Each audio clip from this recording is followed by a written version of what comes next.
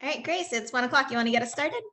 Yes, thank you so much. Thank you all for joining. My name is Grace Perry. I'm the founder of See Her Build, and today's session is on Nail Your Pitch, emphasizing the you. This is all about you today.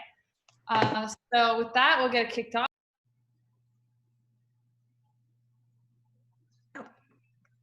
Mute. Sorry about that. Have I been mute the whole time? No, just this one slide. Okay, that's weird. Okay, I hit mute.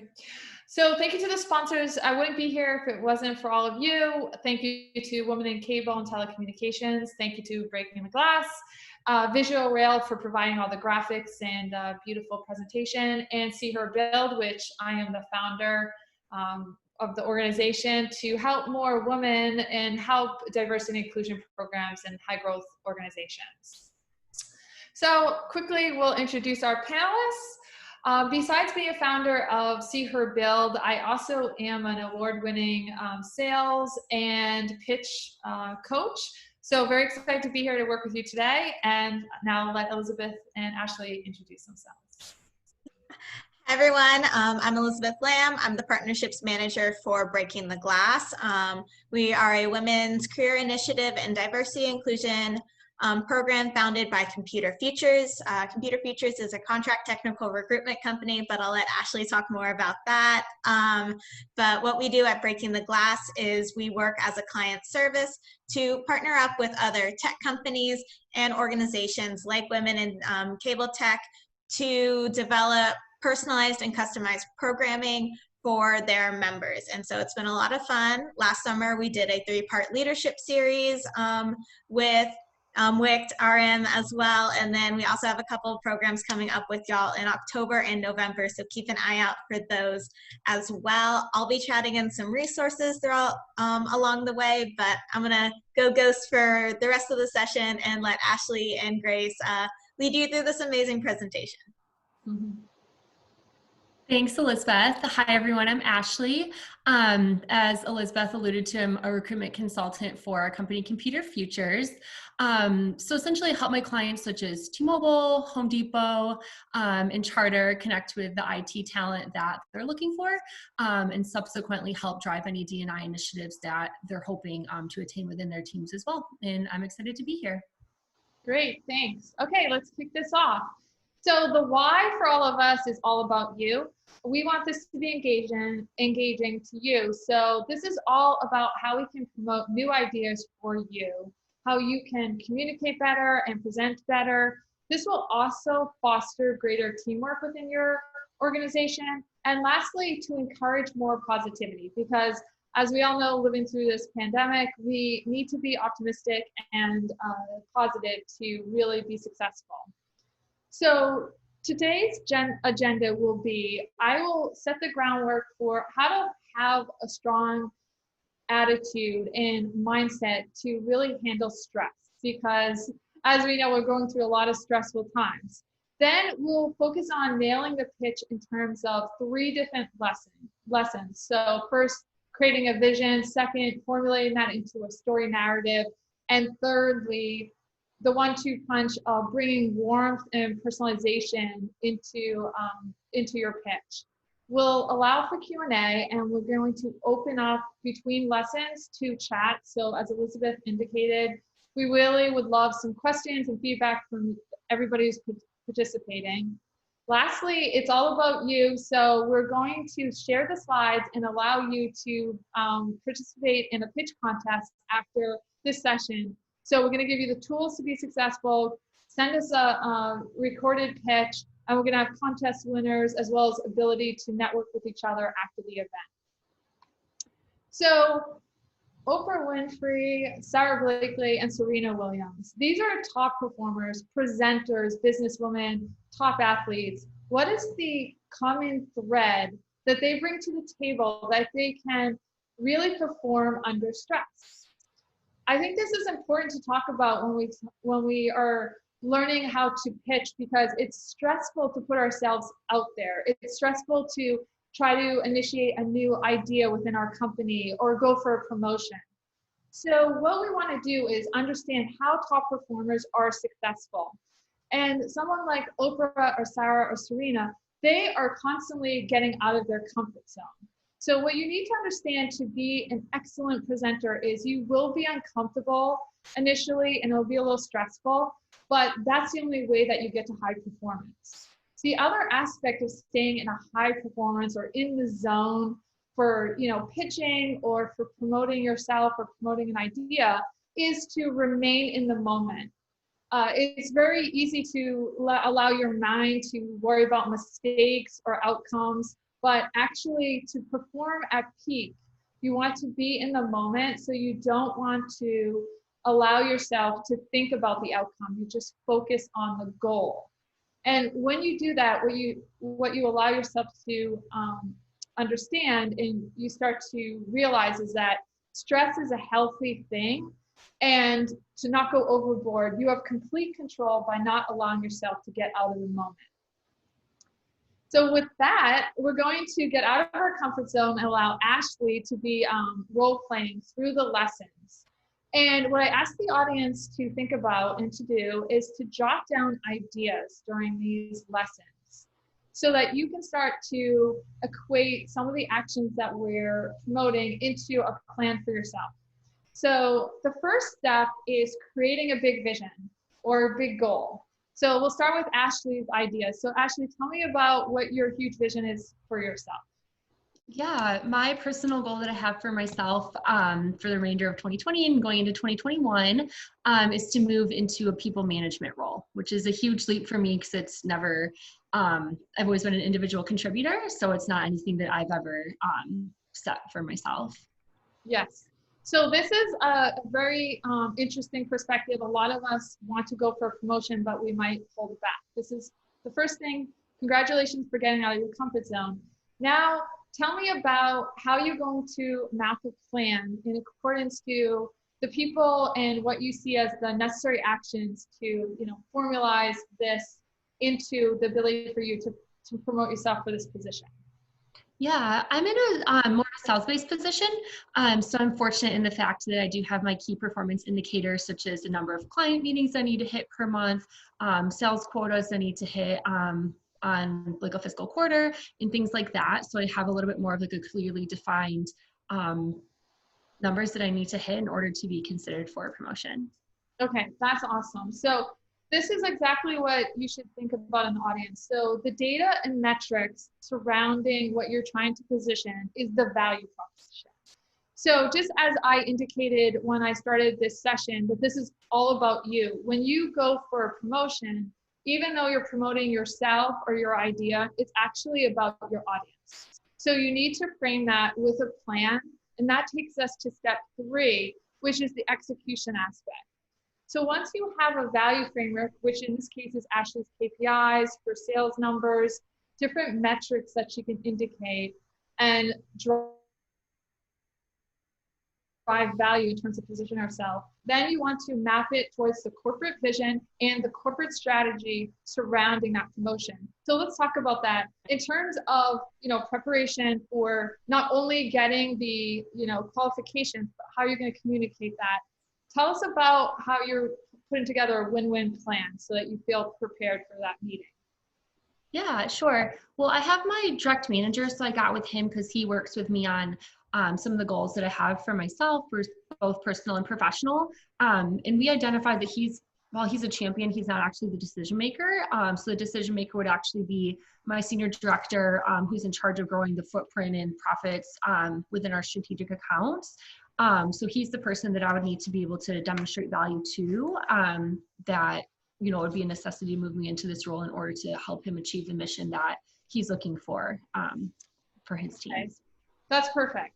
So what I usually do is I'll take a piece of paper and I'll map through the qualifications, and then just like you said, the different people and milestones and dates. And then I'll just start to chart it, and it could change, but by having a joint execution plan, it really helps you identify, how I'm going to continue the narrative into a story for positioning myself and my idea. So before I move into chat, because I put you on such a spot, can you just speak to how it feels to get out of your comfort zone and get on a web meeting today? And, you know, because that's part of the lesson. Like, how did it feel? And now that you've done it, like, what would you encourage other women to, you know, how would you encourage them to get out of their comfort zone? You really are putting it on the spot. This is definitely not anything that I've ever done before, not even in college or anything like that. So it was a little bit outside of my comfort zone, a lot outside of my comfort zone, actually. But I guess really the biggest thing was that I just tried not to overthink it. And I just executed it, I guess, which is step 3. I just didn't really, you know, for something like this, it doesn't take as much planning. It's just more conversational. It's just more of a personal barrier, I guess, as far as confidence. I just kind of pulled the trigger on it. So I'm not sure if that's good advice or anything, but that's kind of what just That is a great answer. And thank you, Ashley. So Ashley, I love about Ashley, she's very warm and authentic, but another aspect, she has the advantage of being a recruiter. So she has the other side. So she can use her experience from living through, you know, coaching others for positions to now position herself. And even though it is a little bit more out of our comfort zone to position ourselves into, you know, the ability to promote ourselves or even humbly brag about ourselves, it's extremely important that we do that, especially as women in high growth markets that are typically underserved. So great job, Ashley. And now I all want you to realize that this is a piece that we're asking you to do. So think about how you would put yourself out of your comfort zone. And we would love if you if you have an idea or you have a question, go ahead and put it in chat, and then Elizabeth can streamline any of the questions through. One aspect, I jotted down some of my tips, because one broad question that's asked about pitching is, you know, where do I start? Because in terms of, especially if you want to set a goal for yourself, like, where do I start? And really, it has to come innate. So my suggestion is to pay attention to your passions and to start journaling. And it doesn't mean that every single aspect of what you journal or all your passions are going to be a goal. What it does is it formulates a thought process for you to start to think through areas that, you know, you might be passionate about, and maybe some global trends or market opportunities that you can equate to that. A perfect example is me starting See Her Build, because 5 years ago, the idea came to me when I was coaching basketball, and I have a passion for sports, in particular as a basketball player. And when I was working with younger women, I realized that the aspects of what we do on, you know, coaching and workouts on the court didn't translate all the time for women in the corporate world, especially male-dominated environments. So the idea for See Her Build was a formulation of understanding some of my other passions and equating to market opportunities, which is, you know, how do I improve diversity and inclusion programs in high growth markets, which I also am part of because I'm in technology. So is there any questions that came through? I'm not sure if I'm seeing the chat, so is there Q&A? Let's see. I can't actually see the Q&A. Is there any questions, Elizabeth? Because I'm not seeing it. No questions come through, so if you notice at the bottom of your screen, that's where you'll see the questions come through. But yeah, y'all don't be shy. We know that y'all are an active bunch at Women in Cable Tech, so do not hesitate to reach out and put yourself out there, just like Ashley is. Yeah, you can always streamline questions after. Another aspect that I encourage, which is definitely out of some people's comfort zone, but in today's market is really important. It is extremely important for you to start to think about your individual branding in terms of both your career and also your contributions to your organization.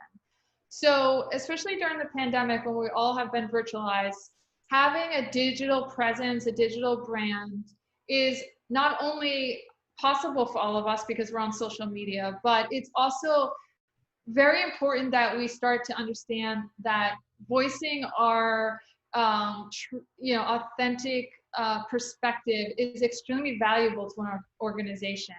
It's why diversity is very much encouraged, that diverse thought actually equates to more profits for companies.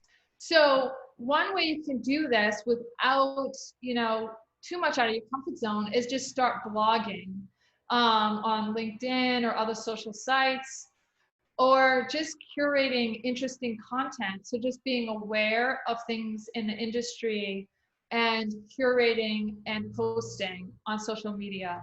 Just by adding, a 10% increase in this area will separate you from a lot of the marketplace in terms of going for a new job or promotion. But also it helps you brand all of us in terms of like the diverse workforce. So those are things that, you could take away from this. With that, I'll get to the next lesson.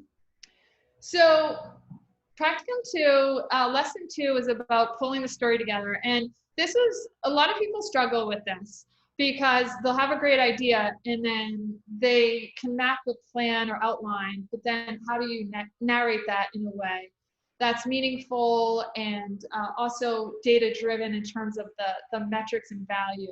So Ashley, let's talk about this. I know you worked on this. So how did you go about the research, planning, and writing out the narrative for your pitch? Sure. Just one thing, if you don't mind, Grace, it does look like someone had typed in that the chat was disabled. Oh. I'm not sure, Elizabeth, if you noticed that or not, if there's anything we can do about that, and hopefully circle back to some of the folks' questions that came through. Yeah, if you want to ask it, I'm happy to answer. Yeah, so I'm looking at the whole chat, but if anyone has specific questions, I noticed one did come in from Sarah in the Q&A section. Y'all can address that there. Sorry if this is a little confusing. Just let me know if you want me to read it to you, Grace. Yeah, go ahead, read it. I tend to overthink just about everything at work. Any tips on how to not overthink in order to start building more confidence at work? Yeah, so if you go back to my framework, and you'll get a copy of these slides. That framework, by the way, is built by Harvard Business Review, and they looked at all top performers, not just women performers, all performers. And they started to map trends.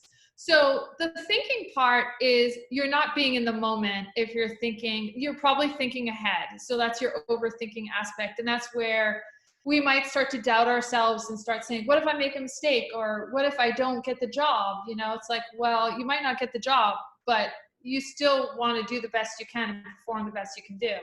So the way I've improved by using the framework over the last 5 years is really understanding that stress is good in terms of like taking on a new challenge, but I just have to do the best I can do in the moment. I mean, a lot of these presentations, for example, Sarah, there'll be a mistake. And I'm using a clicker for the first time, going through the slides, and it's nerve-wracking, but I just say, well, if it doesn't work, I just hit it with my hand. So you just have to have the mindset that I'll do the best I can do. And once you practice that over and over and just pull yourself into the moment, if someone asks you a question, answer it the best of your ability. So I think taking away some of the stress of, don't let yourself get ahead of yourself by thinking about outcome too much, and don't worry about the mistakes. Just, and be yourself and be, so it will take time and practice, but you'll be great. Okay, so this part is Ashley, about the narrative. So let's hear about your story and how you pulled it together. Yeah, sure. So I did just a little bit of digging. I've spoken to other people within the company. Just to give some context, we're a little bit more of a startup feel. So a lot of these people are really accessible to me. So I've just did a little bit of research on people that have recently moved into people management, and just learned a little bit about their journey, some of the feedback that they got when they originally pitched it, and what the managers had told them as far as if there's a need for that or not. And then just did a little bit of digging into the people that I would be pitching to. I mentioned my senior director and some of the other higher ups on their background. Just found them some of the stuff like on LinkedIn and in our internal databases, just to be able to drop some things that are relevant to them to kind of add into our conversation. And then I also compiled a list of some of the KPIs and the sales metrics, such as, for example, increasing revenue by 20% for my sales, and then consistently meeting some of my client quotas and things like that, that I would be able to incorporate into my pitch. I love it. And, you know, this is a part that sometimes people overlook, especially in interviews or when you're trying to promote, get a new promotion. So one aspect that's a terminology that I try to keep in my mind when I go through this, Ashley did everything wonderfully. You do your research online, there's Crunchbase to learn more about companies or people. There's obviously LinkedIn, there's also Hoover's, but also getting a sense of the corporate vision just off of websites or financial statements is extremely valuable. So one aspect that I bring to mind is in selling. It's always what's the potential realized value. So when I bring a new emerging technology to, you know, somebody to consider, that's what I need to do is what is your current state versus your desired state. So when you're thinking about going for a new job like Ashley is, what you want to do is each person that you individually meet with, the director level, VP, whoever it is that needs to make the decision, what you want to do is think about yourself as potential realized value that you can bring.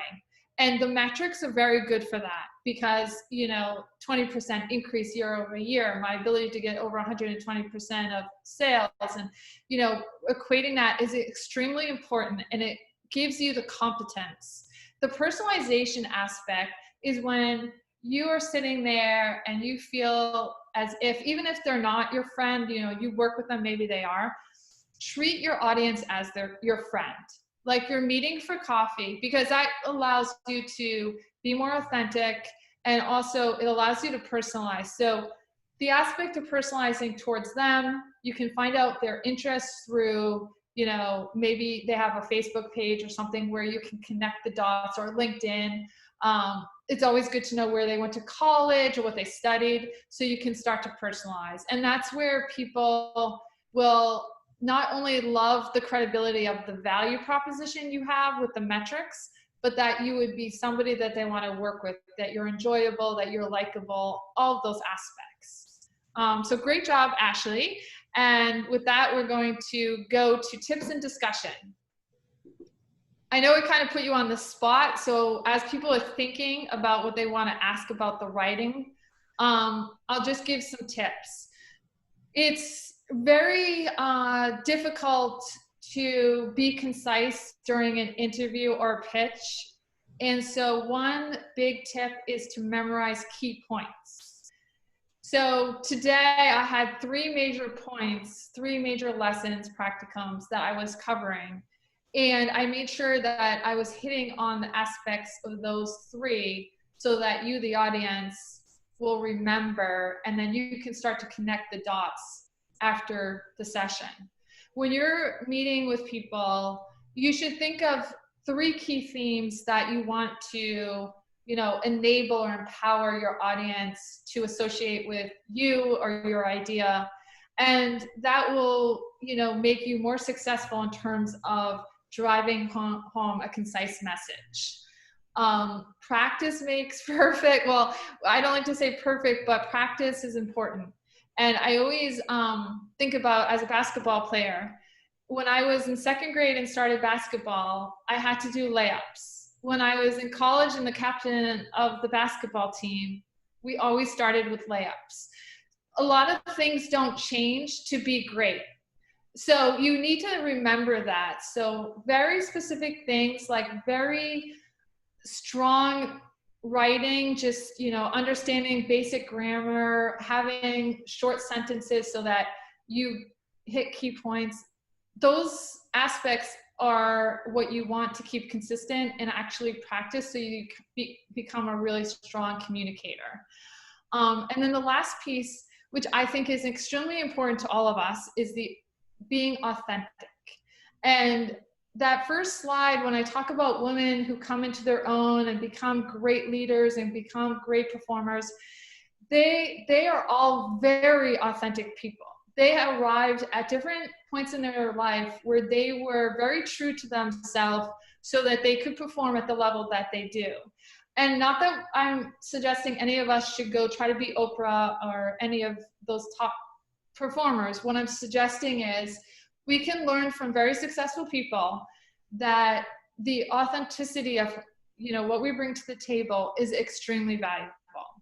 And so I just think that's something that a lot of people aren't comfortable doing, that kind of shy away from allowing themselves to feel open or feel true, but that will separate you. So that's the other piece that I just, you know, really highlight in the tips section. So if there's any questions, how are we doing on time? Okay, halfway through. Okay. Ashley, did you want to add anything? Because you've gone through this process with me, so. No, not really. I guess just in terms of, no, not really. But there was actually two other questions that came through. Are you able to see them, or do you want me to read them to you? If you can read them, because. Okay. I wasn't sure if we had answered that or not. So Shannon said, just in terms of reblogging, is there a line you don't want to cross in your public profile? For instance, political, social causes, etc. That's a great question. Me personally, I mean, it's a personal choice. So some people take, you know, their brand is to be cutting edge, and they, you know, so you have to decide what your brand is. My brand is to be very professional, but also be energetic, fun. I bring what I love. So I love sports. So I find a lot of energy with sports and related to business. And I'll blog about the correlation. I also really love emerging technologies. And so I'll, you know, bring that into my branding and my blogging. But for me, I would say I'm extremely conservative in terms of any political. I stay away from politics and religion. But there are people who have completely branded on the other side and are very successful. So I would just pick your brand that you feel confident represents you, and own it. But, you know, my personal choice is to not brand certain perspectives that, you know, that politics and religion. Yeah. That was a good question. It's a really good question. It's really especially right now. the current social climate. Yeah. Another question from Jamie is, how do you balance being authentic while elevating your communication? I love that. Verbal communication. That's a great question. If you haven't noticed, I'm on the high energy side. One aspect that I love this question because it makes me realize that I didn't highlight awareness in the framework. And self-awareness, if you look at very top performers, it's very much part of their behavioral style. So I think that when you are self-aware, you understand that it's about the other person and how they're perceiving you. In most of my sales pitches or in workshops, I tend to be high energy because I want to wake people up and get them, you know, get them excited and get them in a up-tempo mode. But if I was with this, you know, a CEO and we were in an office and, you know, the tone would be different based on both the audience being a very executive level and how he or she was interacting. So I think you modify based on self-awareness and emotional intelligence of, you know, who you're working with and what you're trying to achieve. So I think my personality still comes across even when I tone it down, which is I want to be a positive person. I want to give out a good vibe. Is something, you know, that I try to live by in terms of my branding and my personality. Hopefully that answers. Ashley, if you ever want to pitch in, you can too. Okay. So here we get to the great part, which is it's the day of the interview or the day of the meeting or the day of the pitch. And so this is extremely exciting because this is game day, right? So this is me right now, and this would be Ashley having her chance to get her promotion. So Ashley, you and I have talked about this. Body language is extremely important. In fact, 93% of how you're judged when someone meets you or interacts with you, even on web, is by your body language, whether you're smiling and you know, how you're acting and how you're actually articulating tone. So tell me about how you're preparing for your pitch in terms of bringing in both warmth and competence. Yeah, sure. Essentially, I think it really just comes down to projecting a positive demeanor. And I guess leading up to the pitch and preparing myself for it, just getting into that mental state is, I guess, would really just depend on the person. But for me, it's just filling myself with positive thoughts, practicing with people that I know are going to give me like positive feedback, things like that, just to kind of get me into like a higher state of confidence for myself, so that it's more authentic when I am. If you are nervous, it's easier, I guess, to feign the confidence if you're already in a little bit more of a positive mindset. So just little things like smiling, nodding to show that you're listening and you're engaged, so that, you know, it's kind of a two-way conversation, that you're hearing what they're saying, that type of thing. Incorporating any hand gestures, and ultimately just treating your audience as if they're your friend and that it's a comfortable environment for both parties. Yeah. So I've been doing this, I've been doing workshops, I've done hundreds of workshops, and I would say where people, they're usually strong in one or the other. And so if you want to nail it, you got to think about both. So the warmth is definitely Ashley's, you know, strength in terms of she's very engaging. My time with her, you know, it's really easy to talk to her, and you know, so what I would coach you to do is work on the competence, which is competence is back to what is the value proposition? What is the data? What is the metrics? What is the realized value or potential value with me or my idea doing, you know, what I'm proposing? And so, you know, I often see one or the other, like someone's really strong at giving facts and figures, or they're really strong at being personal and warm. So you just know yourself, and know to be great, you have to balance both.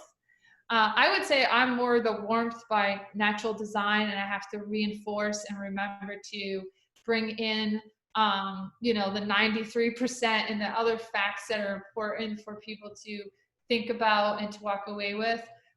So that you did a great job, and this is where you're practicing, where I would suggest, you know, asking friends and family to hear your pitch, so that you can see where others respond to you, and then you can mirror yourself or tape yourself. And this is where you can start to understand, how am I speaking? Is it the right tone? Am I emphasizing the right things?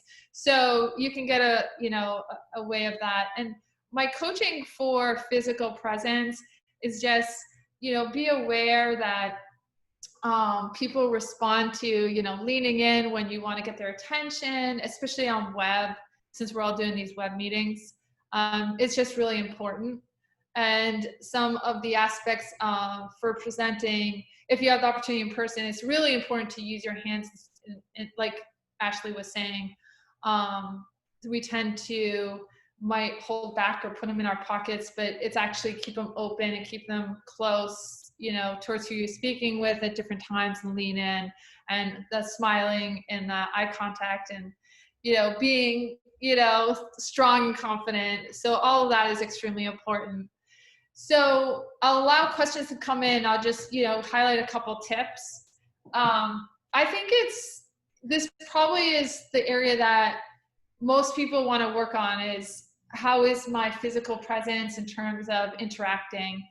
And one really easy thing to do is, if you have a, you know, camera on your phone or on your computer, just talk through a few times and listen and see how you say certain words and the pace. That will pay off, you know, a lot. And then understand that passion is very obvious. So when you're very passionate about something, express it, and that's where authenticity comes across as well. So Ashley really was able to perk up when she was talking about, you could tell that she really loved and was proud of her numbers and that she thought she could extend that into a new role. Those are things that the decision makers or your audience will remember. And then just, you know, tone and pace. I tend to go too fast, so I try to self-coach and go slower. So just little things of that nature. So did any questions come through, Ash? Nope, none yet. Okay. I think I hit all the key points. Okay. Okay, so I'm going to recap the summary and then we're going to talk about a few perks for the audience. And then we will open up for more questions. So hopefully you found this engaging and have some great questions for us. So the first thing to remember is to get out of your comfort zone. Anytime that you start feeling really comfortable, right? You've been doing a job for 10 years or 5 years, whatever, you're really good. Think about those high performers and they always push themselves to the next goal. So have that initiative for yourself and realize that, you know, to be optimal, you really have to get out of your comfort zone. So just have it be more of a natural nature and practice it. Writing out the outline. So before you go into any meeting where you want to pitch an idea, or if you have to go up on stage and do a formal, definitely have an outline, because that is where you have structure and that's where you can control the concise messaging as well as how you communicate the key points. So that's the other area of leveraging your research. So that's where you want to really beef up in terms of understanding metrics and the company and the value that you bring to the table. Then write out a whole narrative. And even if you don't like to write, try to coach yourself to do it, or use, there's voice translators where you can say it and have it captured and then edit it. But have the story written, because then you can go through and iterate from it. And it's not that you want to memorize what you wrote, it's that you want to go through the process and ensure that it makes sense in terms of a narrative. Especially if it's a big meeting, you want to be prepared in terms of like putting the story so that the audience is, feeding into that. And then you want to practice. And I know I'm going to go back to my basketball analogy. We did, layups in second grade, layups when I'm, at my top performance in college. You got to do the same. Oh, what happened? It seems fine. Oh, sorry, I'm not seeing. I somehow lost the slides here. So just give me a second here. Let me just get back to that. See how you have to be in the moment? Perfect example. And then the key points to memorize, even if this isn't a natural thing for you. So some people just want to go off the cuff. I'm giving you guidance here of the best presenters. You want to memorize key points because you will have to keep repeating those key points. As you probably noticed today, a key theme for me is I want you to understand the optimal performance framework. Because as soon as you have the mindset and attitude, all these other pieces will come together. So as you could probably notate throughout this whole presentation, I have been referencing that very specific thing. That is how you want to pitch your idea in terms of whatever you want to get across. The next is practice in front of a mirror and friends. And this might be hard for you. If you don't like doing it in front of friends, go ahead and do it in front of a mirror or your mom or whatever. But this is where you can actually see response. That's why it's good to do in front of people. Then record yourself so you can hear through and make sure you understand it. And then you got this, you got it. So, it depends how many times you want to practice, how great you're going to be. But, if you have something you want to pitch in a week, start preparing and doing these steps and you're going to be better. I know that for sure. So now I get to pause and let you digest some of this information, but we have this really fun idea. I hope you think it's fun. It is an idea that we will put together a pitch contest. So all of us are motivated, ambitious people because we took an hour out of a day to go to this pitch, workshop. So we want you to take these slides that we distribute, decipher through the notes you have today, and come up with an idea. It can be personal or professional. And then write a quick pitch. Like, we only want these to be small pitches, like maybe 1 to 2 minutes. Then practice it, go through all the iterations, and then go ahead and capture it. You can either record on Zoom or on your computer or phone, and then send us the video. If you upload it to YouTube, you can send us a link, or if you just want to send us MP4 if it's small enough. And what we're going to do is actually post it in our groups for Breaking the Glass and See Her Build, so that we all are interacting and seeing each other. And we can ask each other for advice on, like, what do you think? How am I coming across? And keep it fun, so we want you to do this so that you get out of your comfort zone and that you feel really good doing this, and that you have a point of reference for the next big meeting that you have. And then we're gonna have you email that to Elizabeth. So I'll share Elizabeth's email at the end as well. Is there anything in the chat or QA, or did we already address those?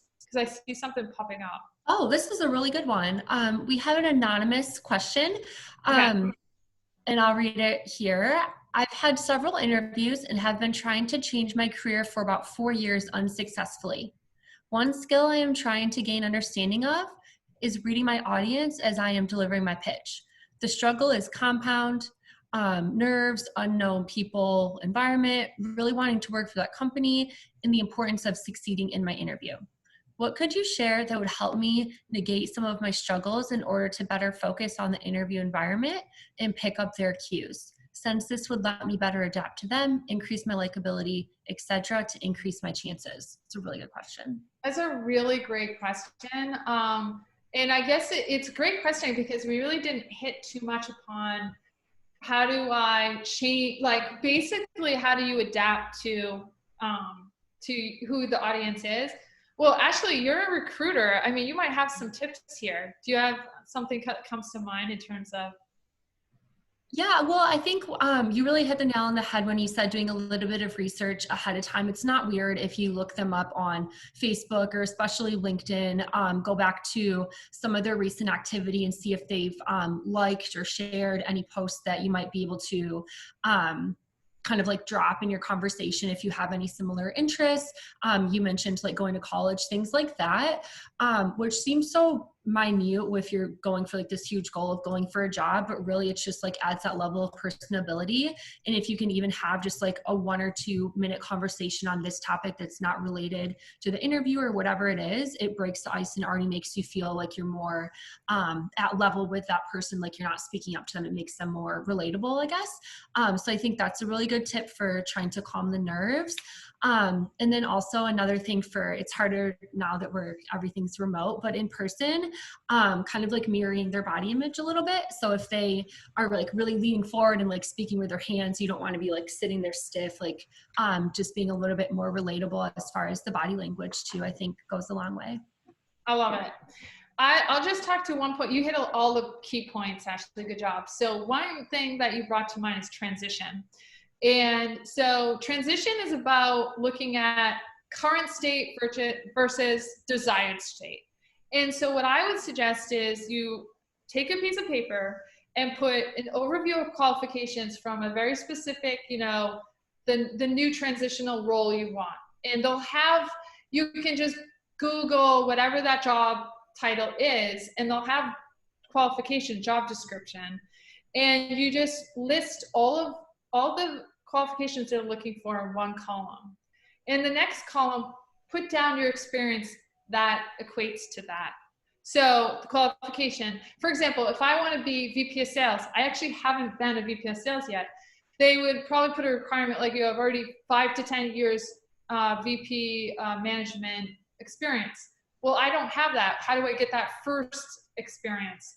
That's where you have to map a qualification that you do have that would line up. So I don't have that, but I founded my own organization. I've run hundreds of workshops. I've managed through people both at a peer level and direct report level. And I would elevate, and I've done direct sales. So I'd elevate in the position of VP of sales because I bring these 5 other facts to the table or other qualifications that aren't exactly 5 to 10 years, but equate to the same. So it's kind of like fill the gap, you know, and build your narrative around the qualifications. I do a lot of these workshops with college students, so they don't have any experience, corporate experience. So we call it overview of qualifications, and it goes back to remembering that it's about you, the audience. Remember, it's about them, the employer. So they have a defined role, and you might not have all the direct matches on qualifications, but you have another storyline, or you go supplement it. Like, go take a course, a management course, or something that you can build into the narrative that when they're sitting there, you can say, well, I don't have 5 to 10 direct VP selling experience or management experience, but I have these 5 other things that could, you know, add value in that specific, you know, capacity. So it's just building your narrative in a way that goes back to what's the potential value? Can she do it? You know, how does she back up her claim that she can do it? And, you know, and that's getting out of your comfort zone, because you really have to brag a little bit or promote different aspects of who you are that supplement what that qualification is. Does that help? You think that's good? Any other questions? Oh, here's just a little chime in from Jamie Lyons. Men apply to jobs, they have 50% of the qualification. It's all in the confidence, smiley face. Yeah, that's a response to all of us, which is push yourself and put yourself out of the comfort zone. Yeah, so I think pitching yourself for those positions, I would say go for a good thing to do if you're making a job transition. It's another thing. Go on LinkedIn and try to link in with everybody who has that job position and ask them for an informational interview. And when you go through the informational interview, ask them what they bring to the table, what their advice would be in that position. Start jotting it down. And then that's your narrative of like what you can put for goals and milestones to position yourself. So it's really about, you know, you owning the narrative and understanding that it's that potential realized value that you can bring. So another perk for everyone, was there any more questions, or are we? Nothing's come up yet, but okay. You guys can feel free to. You guys can shoot them in as we're talking. So the visuals, and I talked about digital branding. Thank you to Visual Rail today. They did all the presentation in terms of like graphical and design work here. What they bring to the table is an expertise in the area of branding. It could be at the corporate level or the professional, personal level. So they did these slides, and they also took my resume. So that's the before, which is like probably what everybody has. This is standard Word document that lists everything I've done. And what they did was convert it to an executive facing document that summarizes who I am, what my vision is, you know, what my top qualities are. And it organizes it in a way that a CEO, any executive could look at and understand, like, this is what Grace Perry brings to the table. So what's super exciting is, if you are interested, go to visualrail.com after our session or anytime after our session, where check out their templates. They have presentation templates. They have advisory service. They also have the resume templates, and you get 25% off anything you like that you want to purchase. Just use the code there, Nail Your Pitch. So for participating today, you get that if you're interested. And yeah, thank you. I put here to join the See Her Build group. And I know that Elizabeth's going to talk about her group and resources, but you'll get these slides and link in with me. Any way I can help you, I will.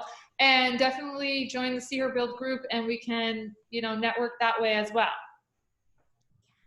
Yeah, thank you so much, Grace, for all the information, all the promo codes, all the exciting stuff to stay engaged afterwards. Everyone who RSVP'd through Zoom, I will be sending out a follow-up email with instructions on how to submit your resume, the promo code again, and some information to get in touch with Ashley as well. You know, I know that Computer Futures works with a few companies that y'all might be involved with. So definitely reach out to her as well for things like that. Ashley, do you have anything else that you'd like to add? Thank you, Elizabeth. Yeah, I'd be happy to connect with all of you. Barbara Nelms just said, thanks for all the great tips and advice, loving it. And I agree. Thank you so much, Grace, for all the advice that you were giving us, and everyone too for all of your really thought-provoking questions. I really appreciate it. And anybody who has any additional questions where maybe I glossed over, or if you wanted to do like a practice pitch with me, I would definitely set up, 30 minutes or however long to coach anybody one-on-one as well. So definitely link in with me, and just, thank everyone, because I know I didn't highlight, the organization as much as I should, but I read about, how much that Women in Cable does and promotes, and just, it's an amazing organization, and just putting together this event it's just awesome. So, thanks to all the audience for that. Well, perfect. Well, y'all have a great rest of your day. Stay safe out there. And yeah, hopefully we'll be able to connect with y'all all real soon. All right. Thanks, everyone. Bye. Thank you. Bye.